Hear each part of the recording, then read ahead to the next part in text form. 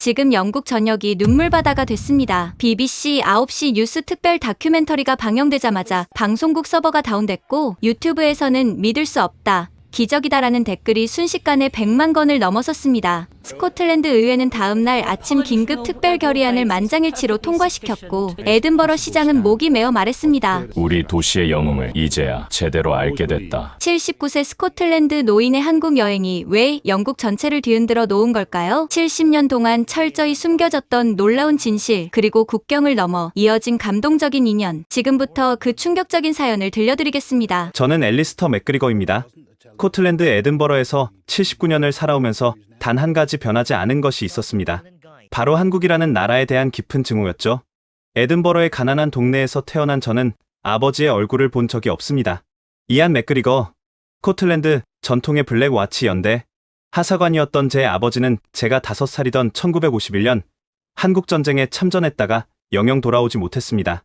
임진강 전투에서 중공군과 맞서 싸우다가 실종됐다는 전보 한 장이 전부였죠. 어머니 메리는 남편을 잃은 충격으로 정신이 무너졌습니다. 매일 밤 악몽에 시달리며 비명을 질렀고 낮에는 넋을 잃고 창밖만 바라보셨죠. 결국 정신병원에 입원하셨고 저는 5살의 나이에 세인트 앤드류스 고아원으로 보내졌습니다. 고아원은 춥고 외로운 곳이었어요. 겨울이면 난방도 제대로 되지 않아 여러 명이 한 이불을 덮고 잤죠. 매일 아침 6시에 일어나 기도를 하고 딱딱한 오트밀 죽으로 하루를 시작했습니다. 일요일마다 교회에 가서 전쟁 미망인들과 고아들을 위한 특별 기도 시간이 있었는데 그때마다 저는 속으로 외쳤어요. 신이 정말 있다면 왜 아버지를 데려가셨나요? 왜 저를 혼자 남겨두셨나요? 고아원 창문에서는 멀리 에든버러 성이 보였습니다. 다른 아이들은 부모님이 데리러 올 거라는 희망을 품고 있었지만 저는 달랐어요. 아버지는 이미 죽었고 어머니는 정신병원에 계셨으니까요. 그래서 저는 일찍부터 희망 따위는 버렸습니다. 대신 분노를 품었죠. 아버지를 죽인 그 나라, 한국에 대한 분노를요. 10살이 되던 해 크리스마스, 특별히 어머니를 면회할 수 있는 허가가 났습니다. 정신병원은 에든버러 외곽의 음산한 곳에 있었어요. 철문을 지나 긴 복도를 걸어가는 동안 소독약 냄새와 환자들의 신음소리가 들렸습니다. 어머니는 하얀 병실 구석에 웅크리고 앉아 계셨어요. 한때 아름다웠던 금발은 새하얗게 새어 있었고 맑았던 파란 눈은 초점을 잃고 있었죠. 엄마, 저예요. 앨리스터예요. 어머니는 저를 알아보지 못하셨습니다. 대신 허공을 바라보며 중얼거리셨어요. 이안이 백파이프를 불고 있어. 들려? 저 멀리 언덕에서 아름다운 스코틀랜드의 노래를 부르고 있어. 곧 돌아온대. 크리스마스에는 꼭 돌아온다고 약속했어. 그 말을 듣는 순간 제 가슴 속에서 뭔가가 부서졌습니다. 어머니는 아직도 아버지를 기다리고 계셨던 거예요. 4년이 지났는데도 말이죠. 그날 이후로 저는 한국이라는 이름만 들어도 치가 떨렸습니다. 그 나라가 우리 가족을 파괴했으니까요. 고아원에서의 생활은 계속됐습니다. 매년 11월 11일 현충일이면 전쟁 희생자를 기리는 행사가 있었는데 저는 늘 맨 뒤에 서서 참여하는 척만 했어요. 다른 아이들은 아버지가 영웅이라며 자랑스러워했지만 저는 달랐습니다. 영웅? 가족을 버리고 남의 나라에 가서 죽은 사람이 무슨 영웅입니까? 16살에 고아원을 나왔습니다. 조선소에서 일자리를 구했죠. 힘든 육체노동이었지만 불평하지 않았어요. 땀 흘려 일하는 동안은 아무 생각도 하지 않아도 됐으니까요. 20살이 되던 해 해군에 입대했습니다. 아버지처럼 군인이 되고 싶어서가 아니라 그저 떠나고 싶어서였어요. 에든버러의 모든 것이 아버지를 떠올리게 했거든요. 1982년 포클랜드 전쟁에 참전했습니다. 구축함 HMS 셰필드에 타고 있었죠. 아르헨티나 전투기의 미사일 공격으로 배가 불타기 시작했을 때 동료들이 하나둘 쓰러져갔습니다. 그때 처음으로 아버지가 겪었을 공포를 이해할 수 있었어요. 하지만 그것은 오히려 분노를 더 키웠습니다. 이런 지옥 같은 곳에서, 그것도 남의 나라를 위해 죽다니 얼마나 무의미한 죽음입니까? 제대 후 에든버러로 돌아와 교도소 교도관이 됐습니다.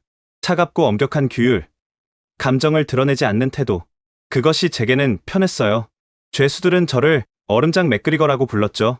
30년 동안 단 한 번도 미소 짓는 모습을 본 적이 없다면서요. 40살에 캐서린을 만났습니다. 교도소 의무실에서 일하는 간호사였죠. 따뜻하고 인내심 많은 여자였어요. 왜 저 같은 차가운 남자를 사랑했는지 모르겠지만 그녀는 끝까지 저를 포기하지 않았습니다. 앨리스터, 당신 안에는 상처받은 어린 소년이 있어요. 그 아이를 달래주세요. 캐서린은 늘 그렇게 말했지만 저는 방법을 몰랐습니다. 대신 더 단단한 껍질 속으로 숨었죠. 딸 피오나가 태어났을 때 저는 공포에 질렸습니다. 어떻게 아버지가 되어야 하는지 전혀 몰랐으니까요. 제가 아는 아버지란 사진 속의 흐릿한 얼굴뿐이었습니다. 피오나가 자라면서 질문이 많아졌어요. 아빠, 할아버지는 어떤 분이셨어요? 왜 할아버지 이야기는 안 해주세요? 다른 집에는 할아버지 사진이 많은데 우리 집엔 왜 없어요? 그럴 때마다 저는 입을 다물거나 화제를 돌렸습니다. 할아버지는 군인이셨어. 전쟁에서 돌아가셨고. 그게 다야. 차가운 대답에 피오나의 눈에 실망이 어렸지만 저는 더 이상 말할 수 없었어요. 어떻게 설명하죠? 할아버지는 가족을 버리고 쓸데없는 전쟁에 나가 개죽음을 당했다고? 그래서 할머니는 미쳐버렸고 아빠는 고아원에서 자랐다고? 세월이 흘러 피오나는 의대에 갔고 런던의 대형 병원에 취직했습니다. 명절에나 잠깐 얼굴을 비추는 사이가 됐죠. 제가 그렇게 만든 겁니다. 차가운 아버지 밑에서 자란 딸이 멀리 떠난 건 당연한 일이었어요. 5년 전 캐서린이 췌장암 진단을 받았습니다. 6개월 시한부였죠. 병원 침대에 누워서도 그녀는 저를 걱정했어요. 앨리스터, 내가 떠나면 당신은 더 외로워질 거예요. 제발 마음을 열어요. 증오를 버리고 용서하세요. 무엇을 용서해요? 제가 물었죠. 당신 자신을요. 그리고 당신 아버지도요. 그분도 선택의 여지가 없었을 거예요. 캐서린은 제 손을 꼭 잡고 마지막 숨을 거뒀습니다. 사랑해요. 앨리스터, 당신은 좋은 사람이에요. 단지 너무 오래 상처 속에 갇혀 있었을 뿐이에요. 그녀가 떠난 후 저는 완전히 혼자가 됐습니다. 은퇴한 늙은이, 가족도 친구도 없는 외톨이. 매일 같은 시간에 일어나 홍차를 마시고 공원을 산책하고 텔레비전을 보다 잠드는 무의미한 나날들.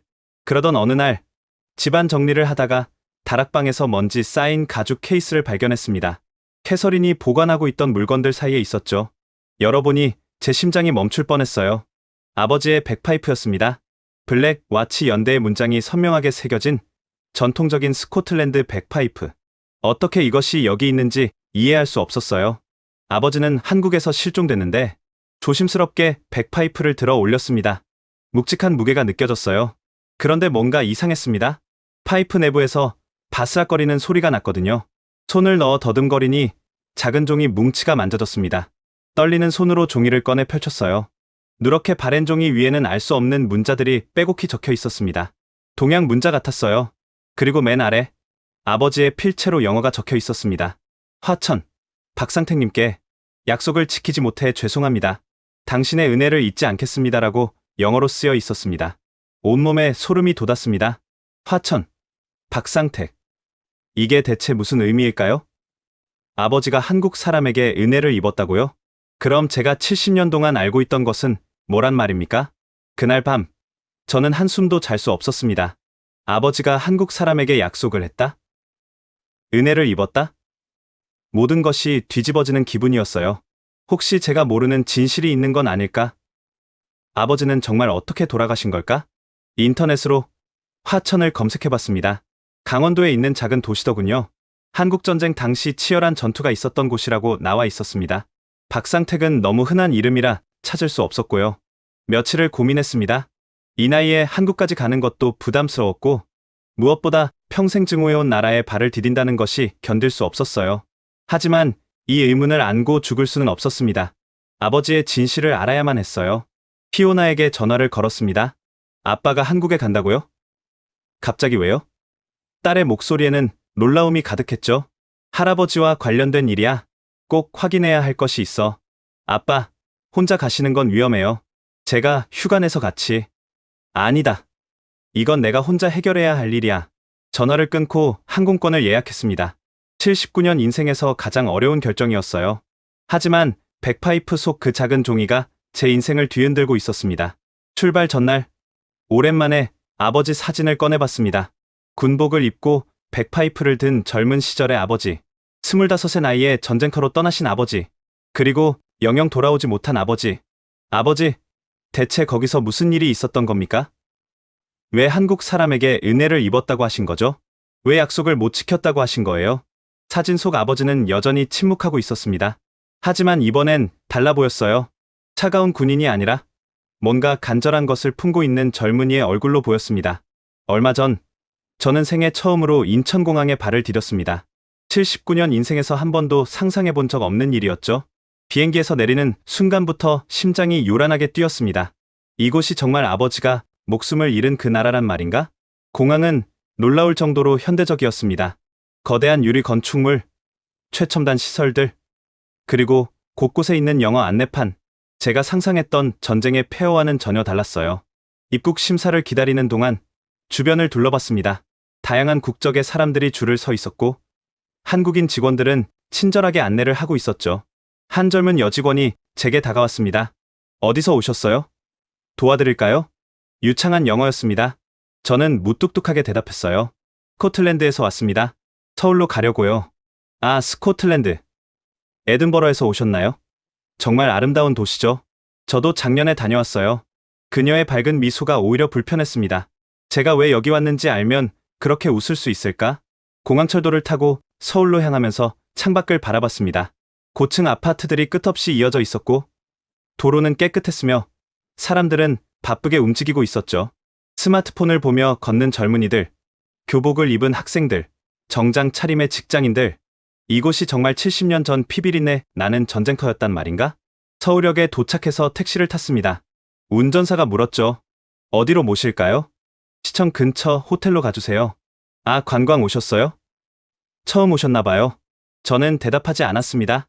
운전사는 계속 말을 이어갔어요. 요즘 스코틀랜드에서 오는 관광객이 많아요. 한국 위스키가 상을 많이 받아서 그런가 봐요. 스카치 위스키만큼 좋다고들 하던데요. 한국 위스키라니. 아버지가 살아계셨다면 얼마나 놀라셨을까요? 호텔에 체크인하면서도 직원들의 친절함이 계속 거슬렸습니다. 뭔가 가식적으로 느껴졌어요. 70년 전 외국 군인들의 희생 위에 세워진 번영을 누리면서 이제 와서 친절한 척하는 것 같았거든요.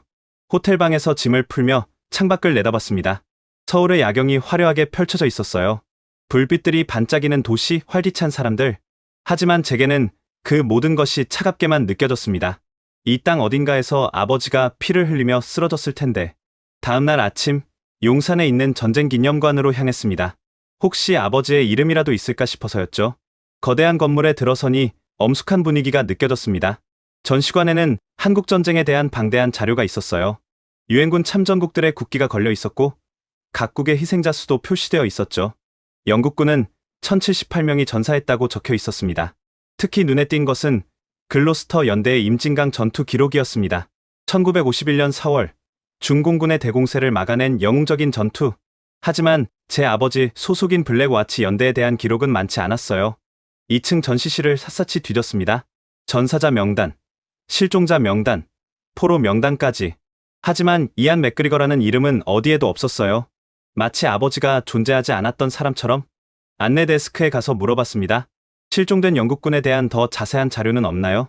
직원이 친절하게 답했죠. 개별 군인에 대한 자료는 국방부나 각국 대사관에 문의하셔야 해요. 여기는 전시 목적의 자료만 있거든요. 전쟁 기념관을 나오며 느낀 것은 허탈함이었습니다.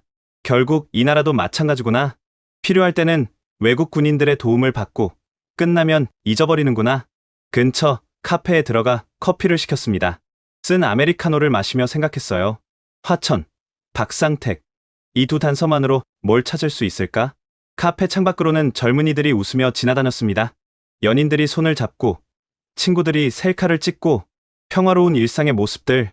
하지만 제게는 그것이 더욱 아팠어요. 이 평화를 위해 죽어간 사람들은 기억되지 않고 있으니까. 서울에서 며칠을 더 보냈지만 진전이 없었습니다. 영국 대사관에도 갔지만 70년 전 기록은 본국에 보관되어 있다고 했죠.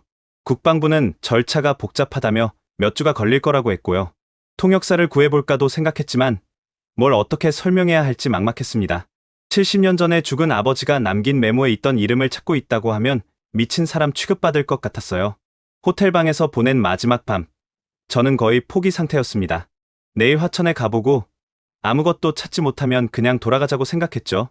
어차피 70년이나 지난 일을 지금 와서 뭘 알 수 있겠어요.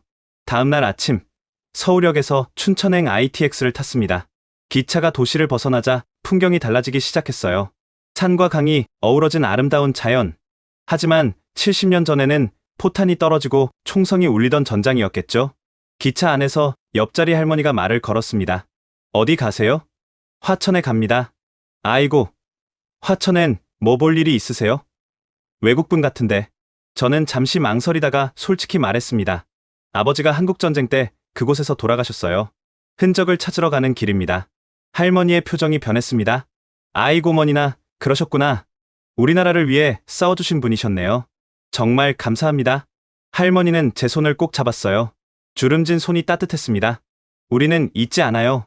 그때 도와주신 분들을. 제 남편도 그때 미군 덕분에 살았거든요. 평생 고마워하다가 작년에 돌아가셨어요. 춘천역에 도착해서 화천행 버스로 갈아탔습니다. 구불구불한 산길을 1시간쯤 달려 화천에 도착했을 때 작은 시골 도시가 눈에 들어왔어요. 북한과의 접경 지역이라 군부대가 많이 보였습니다. 버스 터미널에서 내려 막막했습니다. 이제 어디서부터 시작해야 할까? 닭상택이라는 이름 하나만 가지고 뭘 찾을 수 있을까? 터미널 근처 작은 식당에 들어갔습니다. 점심시간이라 손님이 꽤 있었어요. 김치찌개를 시키고 주인 아주머니에게 스마트폰 번역 앱을 보여주며 물었습니다. 박상택이라는 분을 아세요? 나이가 많으신 분일 텐데요. 아주머니는 고개를 갸웃거리며 뭐라고 한국말로 중얼거렸습니다. 그러다가 갑자기 뭔가 생각난 듯 급하게 전화를 걸었어요. 잠시 후 중년 남성이 식당으로 들어왔습니다. 단정한 차림의 공무원처럼 보였어요. 영어 하십니까? 제가 물었습니다. 네, 조금은요. 저는 이 마을 이장입니다. 박상택 어르신을 찾으신다고 들었는데요. 제 심장이 빠르게 뛰기 시작했습니다. 정말 그런 사람이 있다는 건가요? 이장의 표정이 심각해졌습니다. 박상택 어르신은 3년 전에 돌아가셨습니다. 향년 90세셨죠. 그 말에 저는 그 자리에 주저앉을 뻔했습니다. 3년 전. 너무 늦었구나. 하지만 이장의 다음 말이 저를 다시 일으켜 세웠어요. 그런데 정말 신기한 일이네요. 박상택 어르신이 평생 영국 군인을 기다리셨거든요. 매년 특별한 날이면 영국 군인을 위한 제사를 지내셨죠. 제사를요? 저는 믿을 수 없어 되물었습니다. 네. 자기 목숨을 구해준 은인이라고 하시면서요. 이안 맥그리거라는 이름을 평생 외우고 다니셨어요. 온몸에 전율이 흘렀습니다. 이안 맥그리거. 제 아버지의 이름이 70년 동안 이 작은 마을에서 기억되고 있었다니. 이장은 저를 동네 노인정으로 안내했습니다. 여기 계신 어르신들이 박상택 할아버지를 잘 아셨어요. 특히 김복순 할머니는 같은 마을에서 평생 사셨죠. 노인정은 작은 한옥 건물이었습니다. 안으로 들어서자 훈훈한 온돌 바닥과 구수한 된장 냄새가 났어요. 열댓 명의 어르신들이 화투를 치거나 텔레비전을 보고 계셨죠. 이장이 제 사정을 설명하자 모든 시선이 저에게 쏠렸습니다. 특히 구석에 앉아 계신 90대로 보이는 할머니가 저를 뚫어지게 바라보셨어요. 영국에서 오셨다고요? 김복순 할머니가 떨리는 목소리로 물으셨습니다. 이장이 통역을 해주었죠. 네. 스코틀랜드에서 왔습니다. 제 아버지가 한국전쟁 때 이곳에서 실종되셨는데 유품에서 박상택이라는 이름을 발견했습니다. 할머니의 눈에 눈물이 고였습니다. 세상에. 이런 날이 오다니. 상택이가 그렇게 기다리던 분의 가족이 오셨구나. 할머니는 손수건으로 눈물을 닦으며 천천히 이야기를 시작했습니다. 1951년 봄이었어요. 중공군이 엄청난 수로 밀고 내려왔죠. 우리 마을도 포위당했어요. 상택이네 가족은 큰 집안이었는데 할아버지 할머니부터 갓난아기까지 12명이나 됐어요. 이장이 차분히 통역을 해주었고 저는 숨을 죽이고 들었습니다. 상택이네는 산속 토굴에 숨어 있었대요. 중공군이 마을을 뒤지고 있었는데 곧 토굴을 발견할 상황이었죠. 아기들이 울음을 참지 못하고 있었거든요. 그때였어요. 할머니는 잠시 말을 멈추고 먼 하늘을 바라봤습니다. 70년 전 그날을 떠올리는 듯했어요. 갑자기 멀리서 이상한 소리가 들려왔대요. 처음에는 무슨 소리인지 몰랐는데 점점 가까워지더니 음악이었어요. 백파이프 소리였죠. 백파이프. 제 눈앞이 흐려졌습니다. 영국 군인 한 명이 언덕 위에 서서 백파이프를 불고 있었대요. 엄청나게 크게, 마치 1000명이 부는 것처럼. 중공군이 모두 그쪽으로 몰려갔어요. 큰 부대가 공격하는 줄 알았겠죠. 그래서 그 군인은 어떻게 됐나요? 제 목소리가 떨렸습니다. 중공군의 집중 사격을 받았대요. 상태기가 나중에 가봤는데 시신은 찾을 수 없었고 백파이프만 피투성이가 되어 떨어져 있었다고 했어요. 다른 노인들도 고개를 끄덕이며 거들었습니다. 상태기는 그 백파이프를 평생 모셨어. 매년 음력 정월 대보름이랑 8월 추석엔 꼭 제사를 지냈지. 영국 국가도 외워서 부르곤 했어. 한 할아버지가 말씀하셨습니다. 상태기는 늘 말했어요. 그 영국 군인이 아니었으면 자기네 집안이 다 몰살당했을 거라고. 그래서 자식들 이름에도 다 은혜 은자를 넣었어요. 저는 더 이상 눈물을 참을 수 없었습니다. 70년 동안 품어온 증오가 얼마나 어리석었는지, 얼마나 큰 오해였는지 깨달았어요. 아버지는 버림받은 것도 잊혀진 것도 아니었습니다. 오히려 깊이 감사받고 기억되고 있었죠. 박상택 씨의 가족은 어디 계신가요? 겨우 물었습니다. 이장이 대답했어요. 손자가 한 명 있어요. 박태준이라고. 화천고등학교에서 영어 선생님을 하고 있죠. 마침 오늘이 토요일이니 집에 있을 거예요. 김복순 할머니가 제 손을 꼭 잡으셨습니다. 아이고, 이렇게라도 만나게 돼서 다행이야. 상태기가 저승에서 얼마나 기뻐할지. 70년 동안 기다렸는데. 이장이 전화를 걸었고 30분 후에 한 남성이 노인정에 도착했습니다. 30대 중반의 단정한 모습이었어요. 그가 저를 보자마자 영어로 말했습니다. 맥그리거 씨 맞으신가요? 정말 놀랍습니다. 할아버지가 평생 기다리셨던 분의 아드님이 오시다니요. 박태준의 눈에도 눈물이 고여 있었습니다. 할아버지는 돌아가시는 날까지 이안 맥그리거님 이야기를 하셨어요. 언젠가는 그분의 가족을 만나서 제대로 감사 인사를 전하고 싶다고 하셨죠. 그런데 연락할 방법이 없어서 저는 박태준의 손을 꽉 잡았습니다. 처음 만난 사람인데도 이상하게 가족 같은 느낌이 들었어요. 아버지가 이어준 인연이라서 그런 걸까요? 할아버지가 남기신 것들을 보여드리고 싶어요. 집이 가까우니 가시죠. 노인정을 나서면서 김복순 할머니가 또 제 손을 잡으셨습니다. 꼭 가서 보세요. 상태기가 얼마나 정성을 들였는지. 그리고 이안 맥그리거 씨도 좋은 분이셨을 거예요. 남을 위해 목숨을 바칠 수 있는 사람이니까. 박태준을 따라 걸으면서 마을 풍경을 둘러봤습니다. 작은 시골 마을이었지만 평화로웠어요. 논밭이 펼쳐져 있고 멀리 산들이 둘러싸고 있었죠. 70년 전 이곳이 전쟁터였다는 게 믿기지 않았습니다. 할아버지는 이 길을 매일 걸으셨어요. 박태준이 말했습니다. 아침 운동 삼아 언덕까지 올라가셨는데 거기서 늘 북쪽을 바라보셨죠. 이안 맥그리거님이 백파이프를 불었다는 그 언덕이거든요. 지금도 그 언덕이 있나요? 네, 있어요. 나중에 모시고 갈게요. 할아버지가 거기에 작은 표지석도 세워놓으셨어요. 걸으면서 박태준은 할아버지에 대해 더 많은 이야기를 들려줬습니다. 할아버지는 전쟁 후에 마을 이장을 오래 하셨어요. 어려운 사람들을 많이 도우셨죠. 늘 말씀하셨어요. 자기가 받은 은혜가 너무 커서 평생 갚아도 모자란다고. 전쟁 고아들을 여러 명 거두어 키우기도 하셨어요. 그 아이들도 다 은자 돌림으로 이름을 지어주셨죠. 은수, 은미, 은철 지금은 다들 어른이 되어서 각자 잘 살고 있어요. 그리고 매년 현충일에는 춘천에 있는 영국군 참전비를 찾아가셨어요. 거기서 꼭 1시간씩 서 계셨죠. 영국 국가를 부르시고 묵념을 하시고 제 가슴이 뜨거워졌습니다. 한 사람이 70년 동안 이렇게 한결같이 감사하며 살 수 있다는 것이 놀라웠어요. 그것도 단 한 번의 만남, 단 하루의 은혜를 위해서. 할아버지는 영어를 배우려고 무척 노력하셨어요. 혹시 이안 맥그리거님의 가족을 만나게 되면 직접 감사 인사를 전하고 싶다고 하시면서요. 그래서 저도 영어를 열심히 공부했죠. 박태준의 집에 거의 다 와갈 무렵 그가 조심스럽게 말했습니다. 맥그리거 씨, 혹시 괜찮으시다면 할아버지가 돌아가실 때 부탁하신 것이 있어요. 뭔가요? 만약 이안 맥그리거님의 가족을 만나게 되면 꼭 전해달라고 하신 말씀이 있어요. 당신의 희생은 헛되지 않았습니다. 덕분에 많은 생명이 살았고 그들은 모두 당신을 기억하고 있습니다라고요. 저는 걸음을 멈추고 하늘을 올려다봤습니다. 맑은 가을 하늘이 눈부셨어요. 어딘가에서 아버지가 지켜보고 계신 것 같았습니다. 감사합니다. 정말 감사합니다. 그게 제가 할 수 있는 전부였습니다. 70년 만에 들은 아버지의 진실, 증오 대신 감사를, 원망 대신 존경을 품고 살아온 사람들. 이제 저도 그들처럼 살아야겠다는 생각이 들었습니다. 박태준의 집은 전통 한옥을 현대식으로 개조한 아담한 건물이었습니다. 대문을 들어서자 정갈한 마당이 눈에 들어왔어요.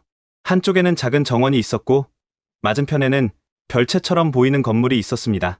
저것이 할아버지가 특별히 만드신 추모관이에요. 이안 맥그리거님을 위한 공간이죠. 박태준이 별채의 문을 여는 순간 저는 그 자리에 얼어붙었습니다. 정면 벽에는 커다란 액자가 걸려 있었는데 그 안에는 젊은 시절 아버지의 사진이 있었습니다. 블랙 와치 연대 군복을 입고 백파이프를 들고 있는 모습. 제가 집에 가지고 있는 것과 똑같은 사진이었어요. 사진 아래에는 한글과 영어로 이렇게 적혀 있었습니다. 우리의 은인 이안 맥그리거 하사 1926년에서 1951년 당신의 희생을 영원히 기억합니다. 제 다리에 힘이 빠져 주저앉았습니다. 박태준이 급히 부축해 주었어요. 괜찮으세요? 저는 고개를 끄덕이며 겨우 일어섰습니다. 하지만 눈은 아버지 사진에서 떼지 못했어요. 70년 만에 한국에서 아버지를 다시 만난 기분이었습니다. 이 사진은 어떻게? 할아버지가 전쟁 직후부터 수소문하셨대요. 미군 부대를 찾아다니고 영국 대사관에도 여러 번 편지를 보내셨죠. 20년 만에 겨우 이 사진 한 장을 구하셨다고 해요. 사진 앞에는 작은 재단이 마련되어 있었습니다. 향로와 촛대, 그리고 신선한 국화꽃이 놓여 있었죠. 벽면에는 영국 국기와 한국 국기가 나란히 걸려 있었고 그 아래에는 백파이프가 정성스럽게 보관되어 있었습니다. 저 백파이프가, 네, 할아버지가 그날 현장에서 가져오신 거예요. 이안 맥그리거님이 마지막까지 불었던 바로 그 백파이프입니다. 저는 떨리는 손으로 유리 케이스를 열고 백파이프를 꺼냈습니다. 70년의 세월이 흘렀지만 여전히 묵직했어요. 자세히 보니 곳곳에 총탄 자국이 있었습니다. 할아버지가 매일 아침 저녁으로 이곳에 오셔서 인사를 드렸어요. 오늘도 감사합니다. 덕분에 잘 살고 있습니다라고 말씀하시면서요. 박태주는 서랍에서 낡은 노트 여러 권을 꺼냈습니다. 할아버지가 쓰신 일기예요. 대부분 이안 맥그리거님에 대한 내용입니다. 제가 번역해 드릴게요. 첫 장을 펼치자 정성스러운 한글 글씨가 빼곡히 적혀 있었습니다. 1952년 3월 15일, 오늘도 은인을 생각합니다. 그분이 아니었다면 우리 가족 12명은 모두 죽었을 것입니다. 갓 태어난 막내도, 80살 아버님도, 만삭의 아내도 모두. 그런데 그분은 우리를 위해 목숨을 던지셨습니다. 25살의 젊은 나이에 어떻게 이 은혜를 갚을 수 있을까요? 1960년 8월 15일, 오늘은 광복절입니다. 하지만 저에게는 또 다른 광복절이기도 합니다. 9년 전 이날, 저희 가족이 죽음에서 해방된 날이니까요. 은인께서는 고향에도 가족이 있으셨을 텐데 부모님이 얼마나 슬퍼하셨을까요? 1975년 4월 23일, 24년이 지났습니다. 오늘 큰아들 은수가 대학에 합격했습니다. 둘째 은미도 고등학교를 잘 다니고 있고요. 이 모든 것이 은인 덕분입니다. 그분이 아니었다면 이 아이들은 태어나지도 못했을 테니까요. 페이지를 넘길수록 눈물이 멈추지 않았습니다. 한 사람이 70년 동안 이렇게 한결같이 감사하며 살았다는 것이 믿기지 않았어요. 1985년 12월 25일, 오늘은 크리스마스입니다. 은인도 고향에서 가족들과 크리스마스를 보내고 싶으셨겠죠? 대신 제가 그분의 가족을 위해 기도합니다. 어디선가 건강하고 행복하게 지내시기를. 2000년 1월 1일, 새 천년이 시작됐습니다. 49년이 지났지만 그날의 기억은 여전히 생생합니다. 백파이프 소리가 울려 퍼지던 순간, 중공군이 그쪽으로 달려가던 모습, 그리고 요란한 총성 은인의 희생을 절대 잊지 않겠습니다.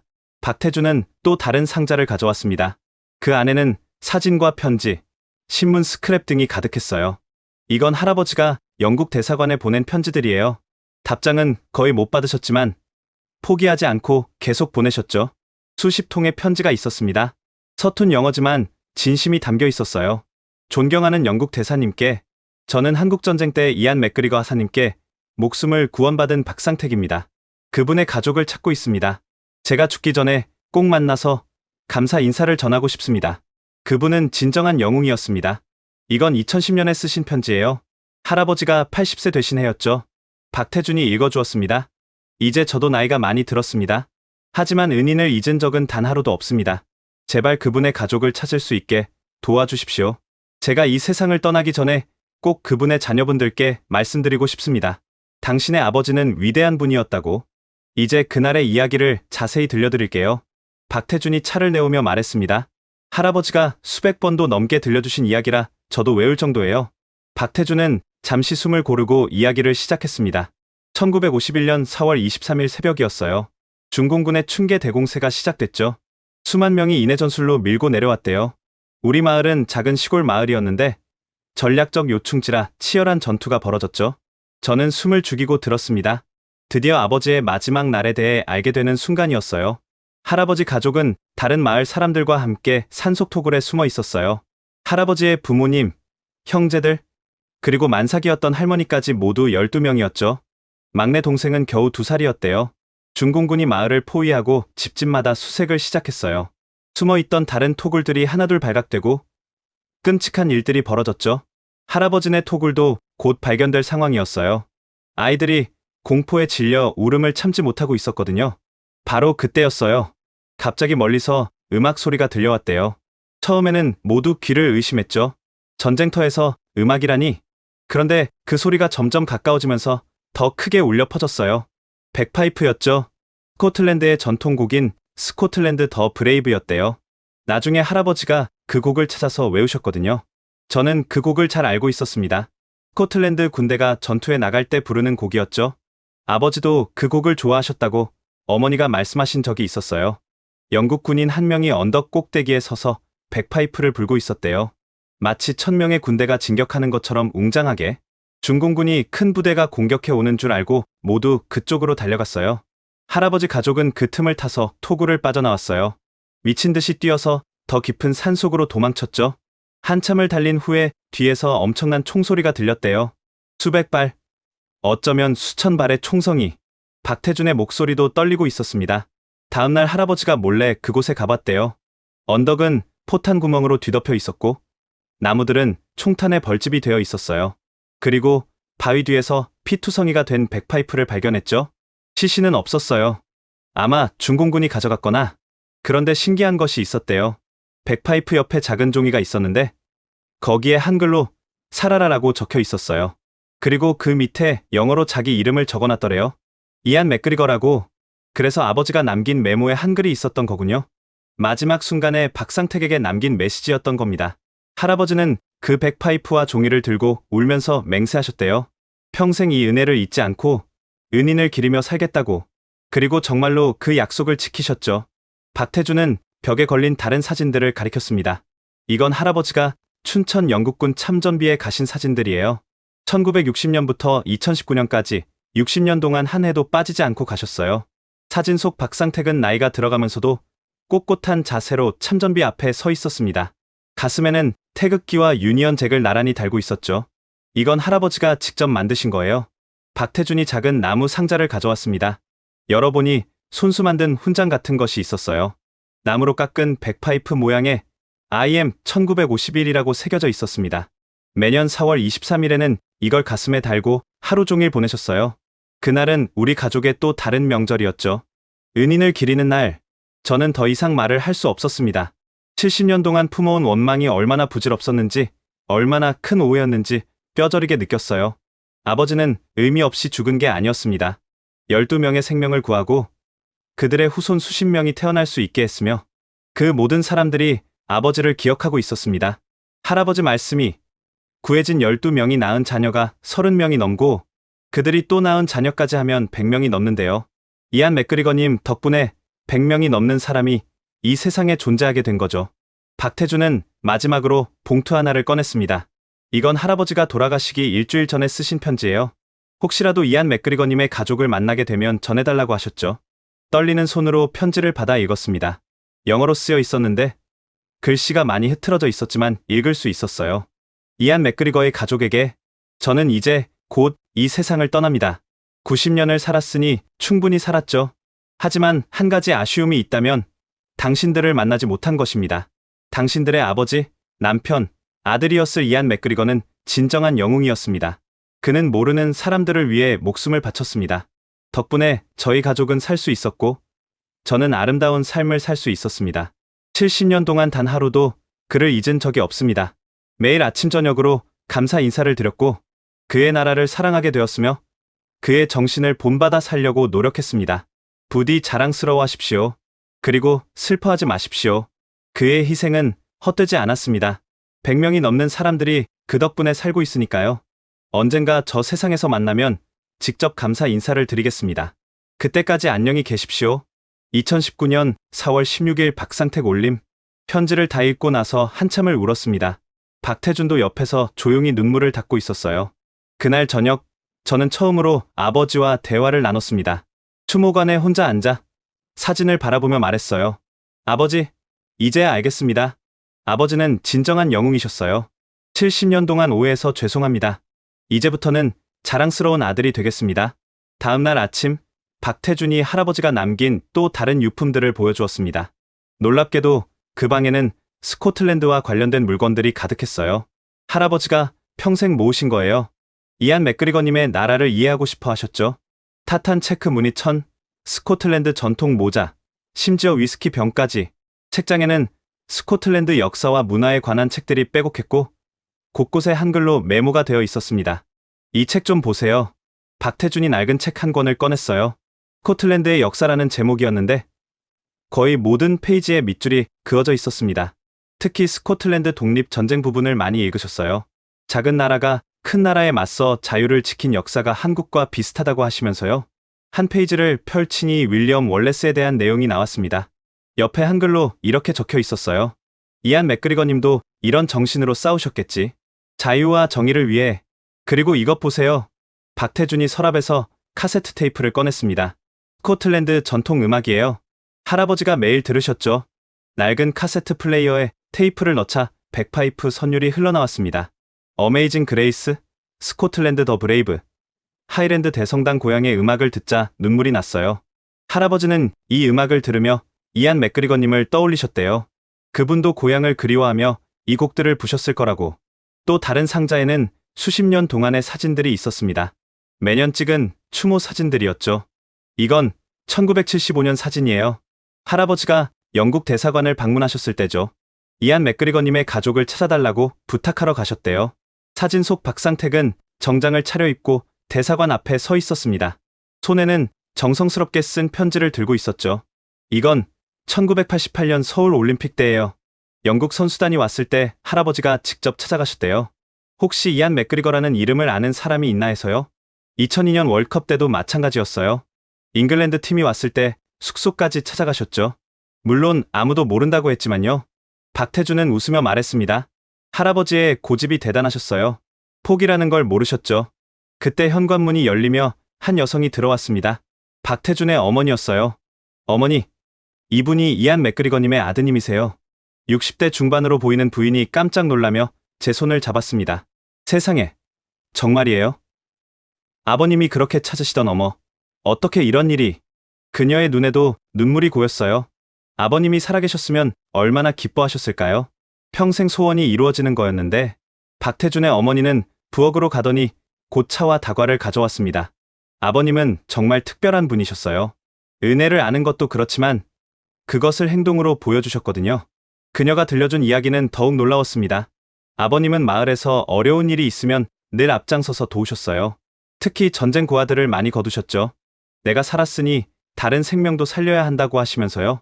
1960년대에 마을에 큰 홍수가 났을 때도 아버님이 앞장서서 구호 활동을 하셨어요.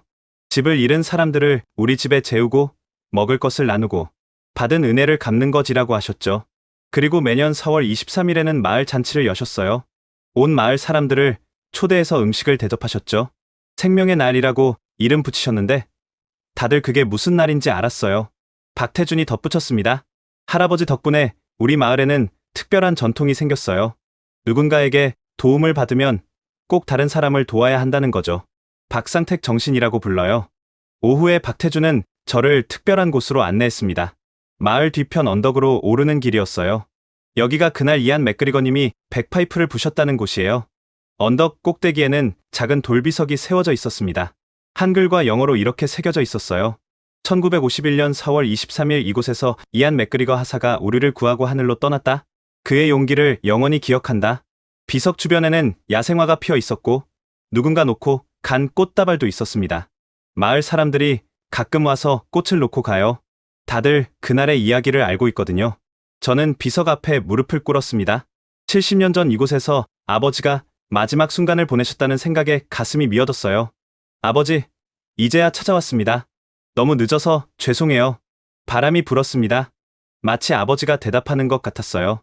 언덕에서 내려다 보이는 마을은 평화로웠습니다. 논밭이 펼쳐져 있고 저 멀리 강이 흐르고 있었죠. 저 집들 대부분이 할아버지가 구한 가족들의 후손이 사는 집이에요. 박태준이 설명했습니다. 왼쪽 파란 지붕집은 막내 동생이었던 분의 집이고 오른쪽 빨간 지붕은 둘째 형님 집이고 하나하나 가리키며 설명하는 박태준의 목소리를 들으며 생각했습니다. 이 모든 집, 이 모든 생명이 아버지의 희생 덕분에 존재한다는 것을. 저녁 무렵 마을 회관에서 특별한 모임이 있었습니다. 박상택을 기억하는 사람들이 모인다는 소식을 듣고 많은 사람들이 왔어요. 이분이 이안 맥그리거님의 아드님이세요. 박태준이 소개하자 회관이 술렁거렸습니다. 사람들이 하나둘 다가와 제 손을 잡았어요. 정말 감사합니다. 덕분에 저희가 살 수 있었어요. 은인의 아드님을 뵙게 되다니. 한 노인이 앞으로 나왔습니다. 80대 후반으로 보였어요. 저는 그날 구조된 12명 중 한 명입니다. 그때 저는 10살이었어요. 형님이었던 상택이 형이 저를 업고 뛰었죠. 그는 떨리는 목소리로 계속했습니다. 백파이프 소리를 아직도 기억해요. 처음엔 무서웠는데 나중엔 천사의 나팔 소리처럼 들렸어요. 그 소리 덕분에 우리가 살 수 있었으니까요. 다른 사람들도 하나둘 이야기를 보탰습니다. 상택 씨는 정말 대단한 분이었어요. 평생 은혜를 잊지 않고 사셨죠. 자식들 이름도 다 은자 돌림으로 지으셨잖아요. 매년 4월 23일에는 온 마을이 함께 기념했어요. 한 중년 여성이 말했습니다. 저희 아버지가 전쟁고아였는데 상택 할아버지가 거두어 키우셨어요. 그래서 저도 은혜를 아는 사람이 되라고 늘 가르치셨죠. 그날 밤 저는 박태준의 집에서 묵었습니다. 추모관이 보이는 방이었어요. 잠들기 전 창밖을 바라보며 생각했습니다. 70년 동안 저는 아버지를 원망하며 살았습니다. 가족을 버리고 떠났다고, 의미 없는 전쟁에서 개죽음을 당했다고. 하지만 진실은 정반대였어요. 아버지는 가장 숭고한 방식으로 돌아가셨습니다. 모르는 사람들을 위해 목숨을 바쳤고 그들은 70년 동안 감사하며 살았으며 그 감사를 또 다른 사람들에게 나누며 살았습니다. 새벽에 일어나 추모관으로 갔습니다. 아버지 사진 앞에 앉아 조용히 말했어요. 아버지, 이제 압니다. 아버지가 왜 그러셨는지, 그리고 왜 그것이 옳은 일이었는지 용서해 주세요. 그리고 자랑스럽습니다. 정말로. 창밖으로 동이 트고 있었습니다. 새로운 날의 시작이었죠. 그리고 저에게는 새로운 인생의 시작이기도 했습니다. 일주일째 되는 날, 박태준이 특별한 제안을 했습니다. 맥그리거 씨, 할아버지가 하시던 봉사활동이 있어요. 함께 해보시겠어요? 그것은 화천 지역 독거노인들께 도시락을 배달하는 일이었습니다. 박상택은 80세가 넘어서도 매주 목요일마다 이 일을 했다고 합니다. 할아버지는 늘 말씀하셨어요. 받은 은혜를 직접 갚을 수는 없지만 다른 사람들을 도우며 갚아나갈 수 있다고요. 우리는 화천복지관에서 도시락을 받아 배달을 시작했습니다. 첫 번째로 방문한 곳은 85세 독거노인 강필순 할머니 댁이었어요. 어머, 태준이구나. 그런데 이 양반은 누구니? 박태준이 저를 소개하자 할머니의 눈이 휘둥그레졌습니다. 세상에, 그 영국 군인의 아들이라고? 정말이니? 상태기가 그렇게 찾던 사람이 왔구나. 할머니는 제 손을 꼭 잡고 눈물을 흘리셨습니다. 고맙습니다. 정말 고맙습니다. 당신 아버지 덕분에 우리가 다 살았어요. 상태기가 살아서 우리 마을이 이렇게 된 거예요. 두 번째로 방문한 곳은 참전용사 김성호 할아버지 댁이었습니다. 89세의 김 할아버지는 한국전쟁 당시 영국군 통역병으로 일했다고 했어요. 블랙 와치 연대를 기억하지? 용맹한 전사들이었어. 특히 백파이프를 불며 진격하는 모습은 정말 인상적이었지. 김 할아버지는 낡은 사진첩을 꺼내 보여주셨습니다. 이 사진들 좀 봐. 1951년 봄에 찍은 건데 혹시 이 중에 자네 아버지가 있나? 흐릿한 흑백 사진들을 하나하나 살펴봤지만 아버지를 확실히 알아볼 수는 없었습니다. 하지만 블랙와치 연대 군인들의 모습을 보니 가슴이 뭉클했어요. 이 사람들 대부분이 돌아가지 못했어. 임진강 전투는 정말 치열했거든. 중공군이 인해 전술로 밀고 왔는데 영국군은 끝까지 진지를 지켰지. 세 번째로 방문한 곳은 정순자 할머니 댁이었습니다. 91세의 정 할머니는 그날 박상택 가족과 함께 토굴에 숨어 있었다고 했어요. 백파이프 소리가 들렸을 때 우리는 모두 죽는 줄 알았어. 그런데 상택이 아버지가 저 소리가 우리를 살리는 소리다라고 하시더라고. 정 할머니는 그날의 기억을 생생히 들려주셨습니다. 총소리가 멈춘 후 상택이가 가보겠다고 했어.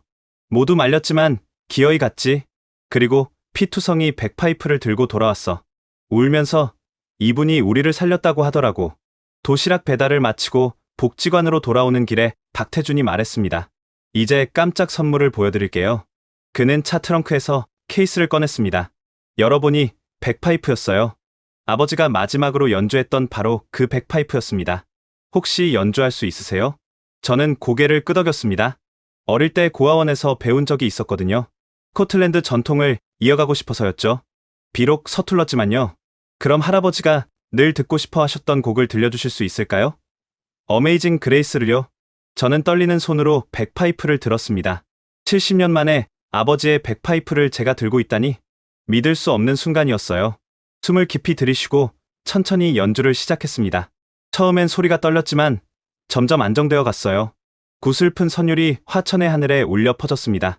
복지관에 있던 어르신들이 하나둘 밖으로 나왔어요. 모두들 조용히 서서 들었습니다. 누군가는 눈물을 닦았고 누군가는 두 손을 모아 기도했죠. 연주가 끝나자 박수가 터져 나왔습니다. 창택이가 듣고 싶어 하던 바로 그 소리야. 70년 만에 들어보는구나.